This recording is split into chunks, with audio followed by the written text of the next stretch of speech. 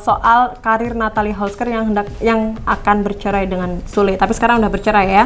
Masih lupa gue. KM 50. KM 50. Nah. Beliau semua yang ngurus.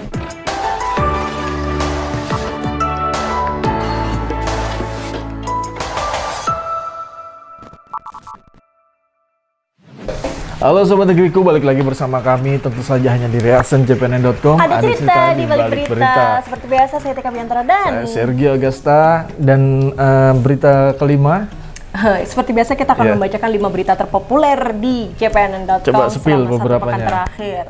Apalagi kalau bukan soal Ferdy Sambo masih merajai trending topik atau berita yang paling banyak dibaca di cpnn.com dalam 1 minggu terakhir. Itu banyak simak banget. Selengkapnya hanya di reactioncpnn.com. Berita kelima kita awali dengan berita yang cukup apa ya namanya ya? Bikin deg-degan sih. Nggak deg-degan tapi bikin kesel juga ya. Iya. Jadi judulnya, headline-nya gini, pengemudi mobil berplat RFH yang menabrak polisi di tol Pancoran ditangkap siapa dia. Nah, plat RFH tuh ini ya, anggota DPR rahasia gitu ya. Iya, plat RFH itu reformasi hukum. Kalau itu emang ya, tapi singkatannya apa sih? Reformasi hukum gitu. Reformasi hukum. Itu biasa pengacara terus apa namanya? Anggota DPR. Anggota DPR dan lain-lain. Nah, jadi ceritanya gini, Mbak. Tua banget gua. Jadi ceritanya gini, Kak. Jadi ceritanya gini, Sobat Negeriku, gitu. Plat RFH itu dia di tol arah Bintara. Bintara apa Bintaro? Bintara. Oh, Bintara tuh daerah mana sih? Iya, arah Cawang Bintara iya, sono. Dia menabrak seorang polisi.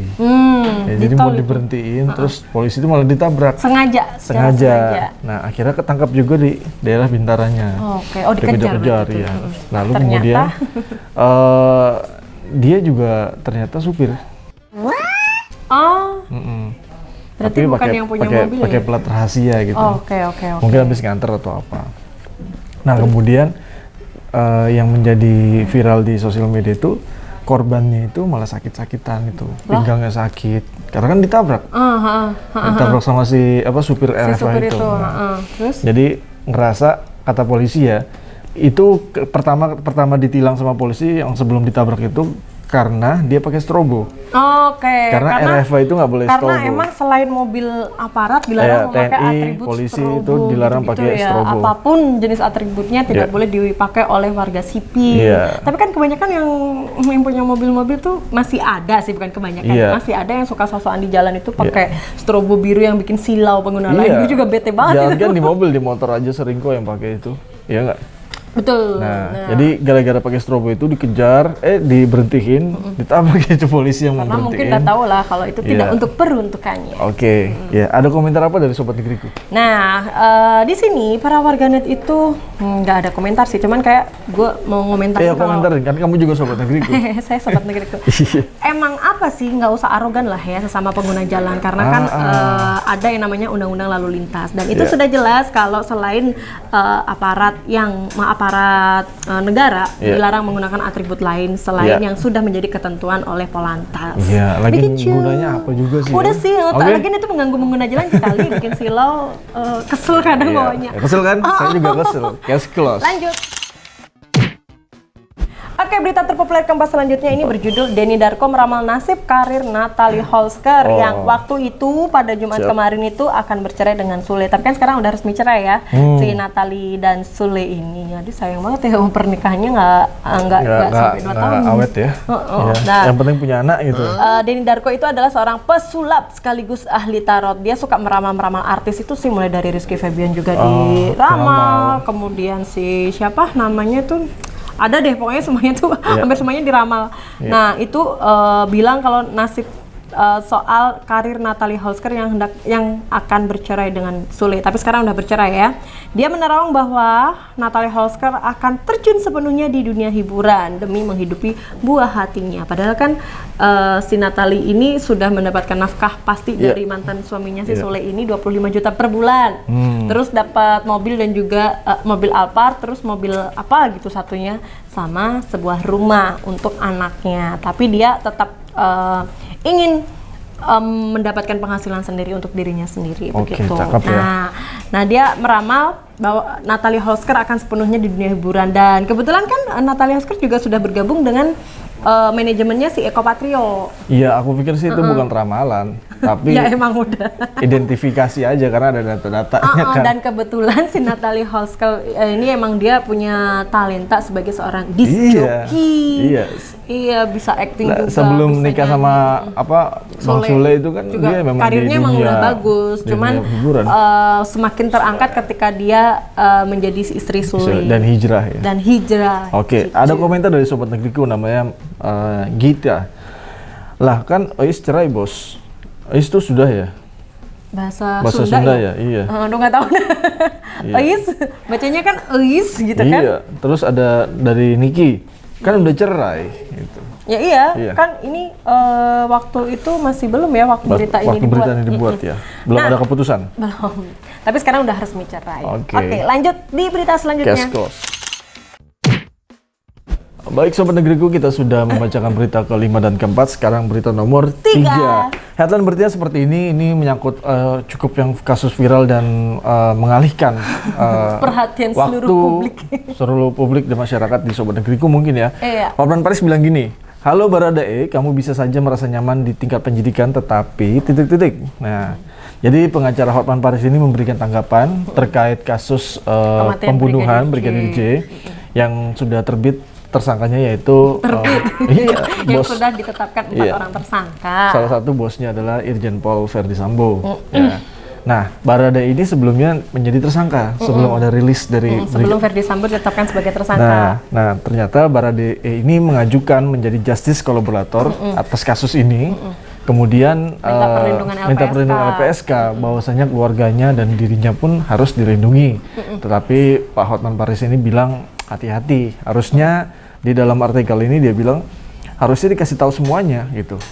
Tuntas sebelum terlambat. Kamu bisa saja merasa aman di dalam aparat ya. Proses penyidikan.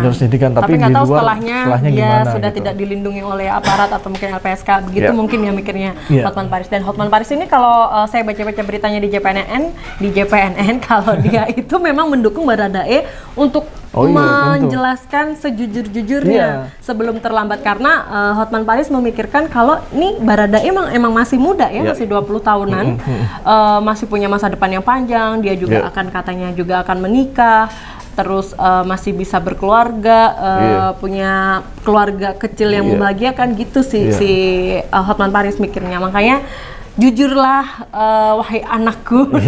Jadi seperti apa namanya sebenarnya Baradae ini mungkin juga sudah jujur ya ke dalam tim penyidik khususnya ini. Makanya kan dia setelah pengakuan meralat pengakuannya di BAP kedua itu kan baru penetapan si Verdi Sambo sebagai tersangka. Cuma yang jadi masalah ini kan otak netizen kan jadi ahli semua nih ya.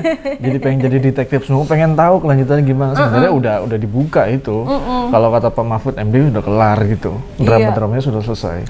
Tapi motifnya masih belum terungkap ya. Atau kata Pak di Mahfud umum. Belum. Di umum belum. Cuman di internal Polri mungkin sudah yang kata Pak Mahfud MD itu apa namanya? Hanya untuk 18 tahun ke atas.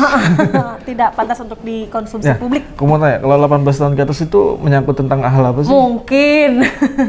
Aku udah 18 tahun ke atas sih ya. Artinya itu menyangkut hal apa? Ya mungkin sensitif ya soal hubungan asmara berlanjut ke hubungan asmara. apa sih? Perselingkuhan kali. Mungkin perselingkuhan seperti berita di JPNN yang soal Don Juan dan Don Worry. Ya, pokoknya pantengin terus dari berita-berita jpnn.com. informasi terupdate dari kasus Verdi. Aplikasinya juga harus di-download supaya terus update dan tervalid ini aplikasi jpnn.com artikel-artikelnya. Oke. Gitu. Ada komentar apa dari sobat negeriku? Ada sobat negeriku si Duldino. Ini menunggu kesaksian dari tersangka kedua Brigadir RR. Semoga sama dengan kesaksian Baradae ya. Skakmat deh. Iya sih. Gitu. Terus ada juga Rini Syamwil. Ayo Bang Hotman gabung jadi pengacara mereka, membela mereka-mereka yang lemah dan tidak punya kekuatan untuk menolak skenario palsu. Wanipilo kata Pak Horman. Karena kan Hotman Paris udah levelnya udah beda ya, artis papan atas, terus juga menangani kasus bisnis internasional, kelasnya udah arbitrase. Oke. Kasus hukum kelas dunia. Siap. Oke, lanjut di berita terpopuler kedua. Lanjut Sergi ke berita terpopuler kedua berjudul, ini soal honorer lagi ya. Oke. Karena seperti diketahui Citra JPNN ini kan selalu mengangkat hak dan apa? Coba diulang. Mengangkat apa? Hak para honorer, bukan hak sih ya, isu-isu tentang honorer. Oke. Jadi judulnya heboh daftar nama dan penempatan guru lulus PG, itu passing grade ya, PG Kemendikbudristek. Beri penjelasan begini. Jadi, beredar daftar nama dan penempatan guru lulus passing grade hasil seleksi pegawai pemerintah dengan perjanjian kerja atau PPPK tahun lalu membuat honorer heboh. Daftar nama itu sangat lengkap, by name dan by address. Address itu alamat ya. Jadi di sini Ketua Umum Forum Guru Honorer Negeri Lulus Passing Grade seluruh Indonesia, Hetty Kustrianingsih mengaku terkejut melihat data-datanya. Banyak yang berpikir data itu valid 99% karena disertai NIK dan nama sekolah penempatan. Nah, Hetty ini terlempar ke daerah Cigelis, Pandeglang, padahal dia domisilinya di kota Cilegon dan jauh-jauh barat juga ya sebenarnya. Dia heran karena di kota Cilegon aja kuotanya itu disiapkan 600-an. Sedangkan yang lulus passing grade itu hanya ada 221 orang. Ironisnya malah ada yang terlempar ke Kabupaten Cirebon, Mamasa, Yahukimo, Buru, dan Sumba Timur. Oh, nggak sesuai zonasi lah. Iya, jadi misalkan kayak Sergi dia udah punya anak, udah punya istri. Maaf ya kebongkar. Ya, kebongkar. Udah enak kerja di sini ya kan, terus keterima lolos PNS, lolos passing grade, terus kemudian dipindah ke Yahukimo gitu, mau nggak kira-kira? Ya, mikir-mikir lagi loh, gitu. Berat juga ya. Karena kan harus menata hidup kembali. Dengan anak istri di sana pasti dibawa. Kalau istrinya nggak kerja kan, kalau istrinya kerja mutasi lagi, gitu. Ribet sih jatuhnya, menyangkut keluarga juga. Ya, semoga mereka masalahnya cepat kelar ya, dan mendapatkan pekerjaan yang sesuai. Oke, case close. Sobat Negeriku, kita sudah mencapai puncak berita nomor 1 di pekan ini. Nah, ini sangat trending di mana-mana ya, di artikel, di sosial media kita, dan lain-lain. Mau aku kasih tahu nggak? Kenapa? Bahkan di dashboardnya jpnn.com ya, aku cari ini berita yang harus aku bawaan untuk reaction kali ini apa? Beritanya itu Ferdi Sambo semua satu layar. Iya, karena ini masyarakat butuh pengetahuan luas soal ini. Gitu. Menarik ya, karena kan jadi kayak pertaruhan pengacara, terus kemampuan detektif, integritas dari Polri. Jadi karena kan si Ferdi Sambo ini mantan Kadif Propam gitu. Ya, dan terkenal dengan beberapa kasus-kasus besar ya, seperti penyelesaian kebakaran di Kejagung, terus Joko Chandra, terus yang satu lagi adalah lupa gue. KM50. Nah, beliau semua yang ngurus tuntas. Kan, terus sekarang dia terjerat kasus. Ya, headline berita seperti ini. Mengenal Irjen Ferdi Sambo, anak jenderal Perwira Metropolitan yang tak pernah keluar Jawa. Anak jenderal Pak ternyata. Iya, anak jenderal, terus mertuanya itu adalah kepolisian juga. Iya, istrinya ini kan anaknya pokoknya dari satu inilah ya. Satu circle. Pak Ferdi Top. Nah, Perwira Metropolitan memang layak disematkan kepada Irjen Ferdi Sambo. Jadi di kalangan Polri, di kalangan kepolisian disebutkan bahwasanya Ferdi Sambo ini adalah Perwira Metropolitan. Kok gitu? Karena nggak pernah keluar Jawa tugasnya. Masih di sekitar area Jawa ya? Iya, cuman di Jakarta aja, DKI. Metropolitan gitu. Jadi nggak ada yang berani nyentuh lah istilahnya gitu. Nah, sepanjang karirnya pria kelahiran baru ini, Sulawesi Selatan, itu banyak berdinas di wilayah hukum Polda Metro Jaya. Nah, seperti kita ketahui bahwasanya Pak Ferdi Sambo ini dia lulus dari Akademi Kepolisian itu tahun 94. Baru umur berapa tahun Anda? Berarti 28 tahun sudah mengabdi di Polri tapi tidak pernah keluar Jawa. Iya, karena kan sebelumnya kalau yang saya tahu ya Kapolri, kemudian Kapolda itu kan sebelum kesini, sebelum dia sesuai permintaan dinas di daerah mana, dia pasti dilempar ke daerah-daerah dulu. Minimal Jawa Barat lah gitu. Tapi tidak untuk Pak Ferdi Sambo, dia hanya khusus di Metropolitan. Ya. Spesial ya? Maaf. Iya. Terus. Karir Ferdi Sambo diawali ketika bersangkutan lulus di Akademi Akpol ya, 94 tadi saya sebutkan. Nah, Ferdi Sambo lalu pindah tugas sebagai Pamapta C Polda Metro Jakarta Timur tahun 95. Nah, selebihnya itu paling jauh cuman dia dinas di luar Jawa, Jawa Tengah. Itu dinas tok. Oh, dinas. Dinas tok. Jadi jauh lah. Ya, katanya seperti itu. Nah, terakhir pada 2009 itu Ferdi Sambo menjadi Kasat 5 Ranmordit Reskrimum Polda Metro Jaya di Jakarta Timur juga. Nah, yang paling terakhir di belakangan ini adalah pada tahun 2019 dia kemudian diangkat menjadi Dirtipidum Bareskrim Polri. Dalam waktu setahun Ferdi Sambo mendapat promosi Jenderal Bintang 2 dengan posisi sebagai Kadif Propam Polri. Setahun. Termasuk cepet ya. Dulu itu Pak Ferdi Sambo tuh menjadi anak buahnya Krisna Mukti, tahu ya? Oh iya, waktu menanganin kasus bom Sarinah ya. Itu anak buahnya. Nah itu juga rame tahu di media sosial itu, di TikTok terutama ya kan. Saya mantengin TikTok itu, dia membandingkan jenjang karir antara Krisna Mukti. Krisna Murti atau Mukti? Iya, Krisna Murti. Krisna Murti dengan Ferdi Sambo ini. Padahal kan ini si Krisna Murti ini sebenarnya pangkatnya lebih tinggi daripada Ferdi Sambo. Tapi kenapa yang Ferdi Sambo udah langsung ngek?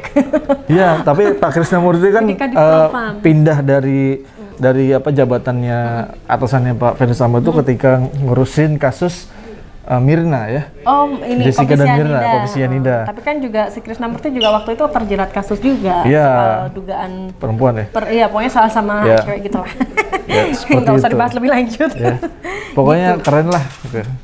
Dan cukup singkat ya, jadi karirnya Pak Ferdi Sambo ini untuk dari kalangan polisi cepat biasa, dan singkat, kemudian cepat menjadi Kadif Propam. Ada komentar nggak dari Bapak Negeri? Ada dua. Okay. Ada nih Bapak Herman Usman Suherman. Kalau Kapolri jumlah ajudannya berapa ya? Jumlah ajudannya berapa ya? Nih. Jabatan Kadif saja sampai punya 8 personil. Iya. Iya, penasaran berapa ya? Iya, media juga banyak sih. JPN juga pernah ngutip bahwasanya skuadnya Pak Ferdi Sambo ini seperti geng mafia di Polri. Karena banyak ajudan, terus banyak kasus kriminal yang dia tanganin, dipegang ya. Terus ada juga Chandra Siregar nih.